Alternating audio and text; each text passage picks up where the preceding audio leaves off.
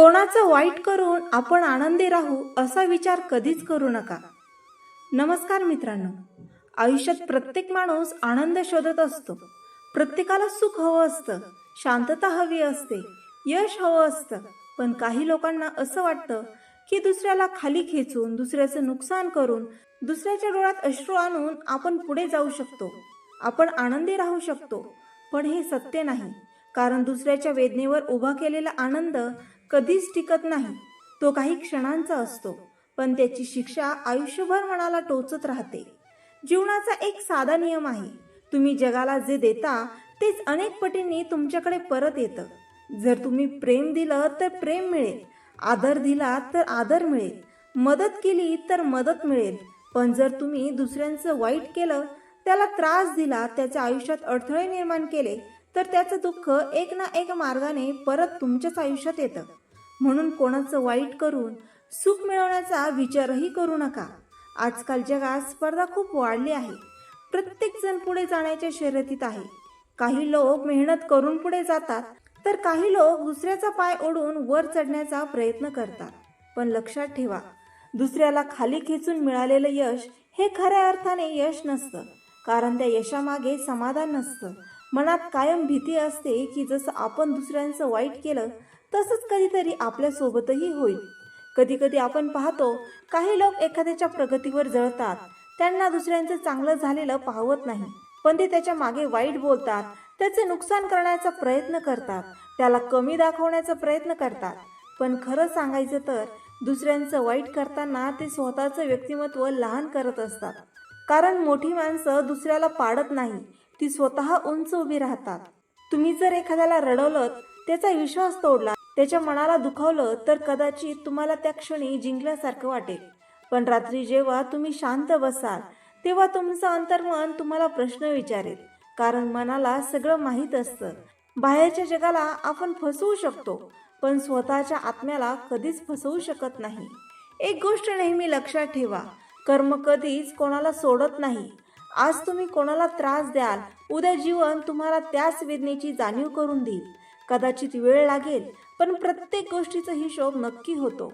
म्हणून दुसऱ्याच्या आयुष्यात काटे पेरण्यापेक्षा फुलं पेरायला शिका. आपल्या आसपास काही लोक असे असतात जे खूप चांगले असतात. ते कोणाचं वाईट करत नाहीत, कोणाला त्रास देत नाहीत, तरीही त्यांना आयुष्यात त्रास सहन करावा लागतो. पण त्यांचं मन शांत असतं, कारण त्यांनी कधी कोणाला रडवलं नसतं. त्यांच्याकडे समाधान असतं. आणि मित्रांनो, पैशापेक्षा, प्रसिद्धीपेक्षा, मोठ्या घरापेक्षा मनाची शांतता खूप मोठी असते. काही लोकांना दुसऱ्याच्या दुःखात आनंद मिळतो.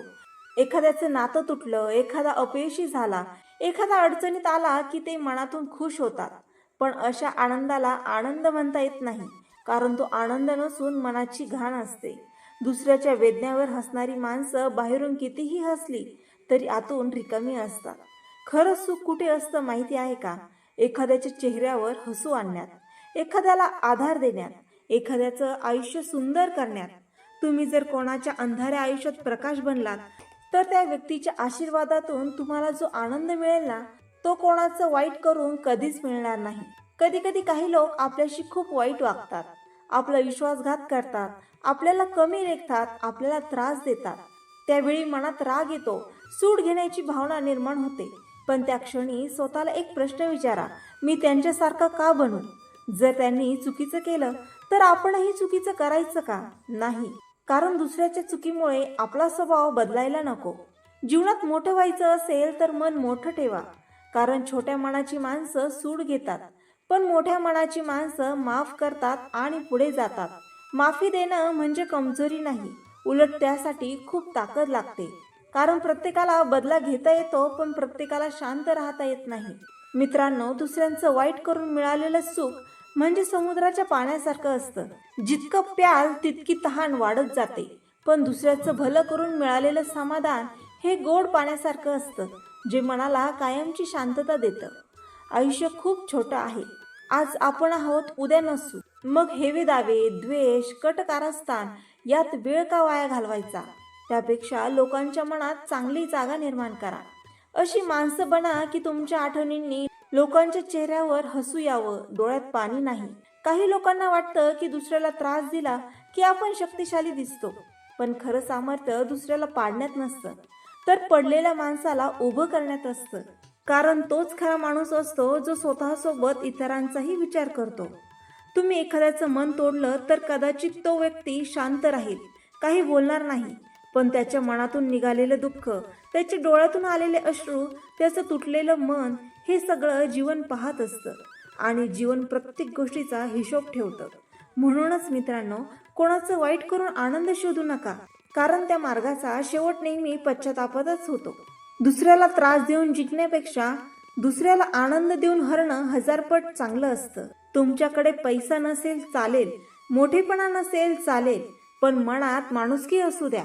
कारण शेवटी लोक तुमचं रूप, पैसा, पद विसरतील, पण तुम्ही त्यांच्याशी कसं वागलात हे कधीच विसरणार नाही. एखाद्याला मदत केली की तो कदाचित धन्यवाद सुद्धा म्हणणार नाही, पण तरी मदत करा. कारण चांगुलपणा हा व्यवहार नसतो, तो स्वभाव असतो आणि चांगल्या स्वभावाची माणसं आयुष्यात कधीच हरत नाही. जर तुम्हाला खरंच आनंदी राहायचं असेल तर दुसऱ्याच्या आयुष्यात आनंद निर्माण करा. एखाद्याच्या दुःखात त्याच्या पाठीशी उभे राहा. एखाद्याच्या डोळ्यातील अश्रू पुसा. एखाद्याला जगण्याची हिंमत द्या. कारण जेव्हा तुम्ही कोणासाठी चांगलं करता ना, तेव्हा देव तुमच्यासाठी चांगलं करण्याची व्यवस्था करत असतो. कधीही कोणाच्या पडण्याची वाट पाहू नका, उलट त्याला सावरण्याचा प्रयत्न करा. कारण आयुष्याचा खेळ खूप विचित्र आहे.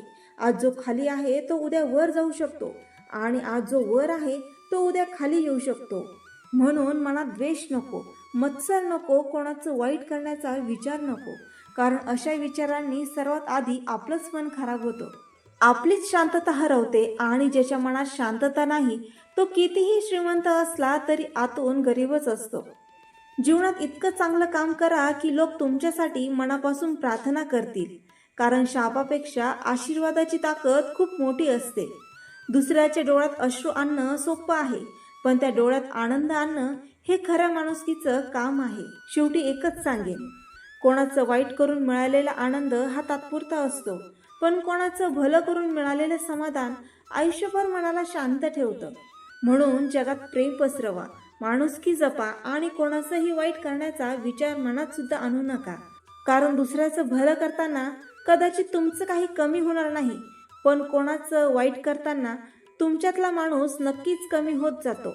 तर मित्रांनो, आशा आहे तुम्हाला हे विचार आवडले असेल. असे सकारात्मक विचार ऐकण्यासाठी माझ्या चॅनलला लाईक, शेअर आणि सबस्क्राईब करायला विसरू नका. पुन्हा भेटूया नवीन विचारांसह. तोपर्यंत धन्यवाद.